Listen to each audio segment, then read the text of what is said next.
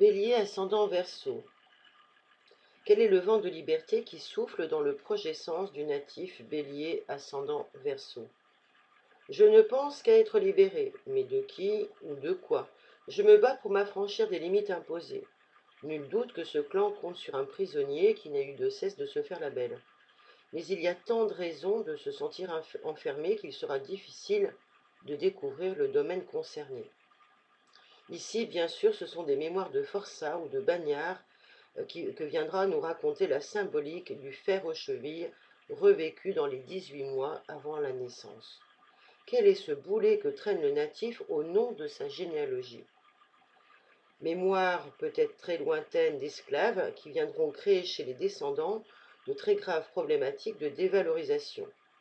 Car la solution parfaite du cerveau pour ne pas être acheté en tant qu'esclave sera de ne rien valoir.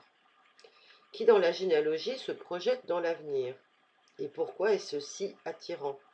Le présent est-il insatisfaisant alors que l'avenir serait plein de promesses? À moins que ce ne soit tout entier l'être qui soit dirigé vers la réalisation d'un projet qui lui tienne à cœur. Dans ce cas, l'inconscient familial enverra une information qui pourra être alléchante, mais n'en sera pas moins nocive en associant donc la notion d'avenir et de bonheur avec une phrase telle que «Demain me libère d'aujourd'hui». Or, pour le cerveau, demain est toujours demain et jamais aujourd'hui. Donc le natif Bélier ascendant Verseau acceptera-t-il ad vitam aeternam des situations malheureuses au nom d'un hypothétique avenir heureux qui ne viendrait jamais, à moins qu'il n'attende demain pour se mettre à vivre? Alors il lui faudra un travail de prise de conscience pour parvenir à un présent épanouissant. Le clan veut-il faire pression sur le mode de pensée? La révolte véhiculée dans ce programme poussera à réclamer son dû de liberté, de pensée, d'expression, quitte à se sentir exclu par les siens d'ailleurs. Il en résultera des anévrismes cérébraux ainsi que des hémiplégies relevant aussi d'un manque d'union dans cette famille. Il faudra chercher un enfant élevé par deux mères, la sienne et une mère de substitution. Y a-t-il eu un ancêtre rejeté d'ailleurs dans la généalogie? Il s'agira parfois d'un homosexuel non accepté par le clan et marginalisé. D'autres fois, ce sera un enfant issu d'une relation illégitime, ses parents n'étant pas mariés ensemble ou celui-ci surtout ayant été considéré comme un bâtard. Dans ce clan, quelle aurait été la faiseuse d'ange? Ici, nous trouverons donc des mémoires d'avortement pratiquées avec des aiguilles à tricoter.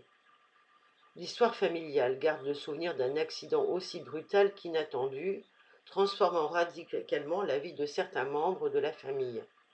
Ma vie a changé du jour au lendemain, c'est la programmation donc qui peut entraîner pour les descendants les maladies de Charcot ou des scléroses latérales.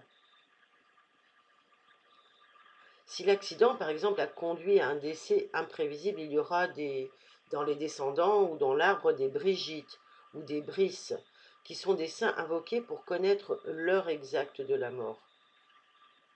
On trouve encore des ruptures amicales qui seront fréquentes dans l'histoire de cette généalogie. Est-ce parce qu'il y a eu un amant ou une maîtresse choisie dans les relations amicales d'un couple?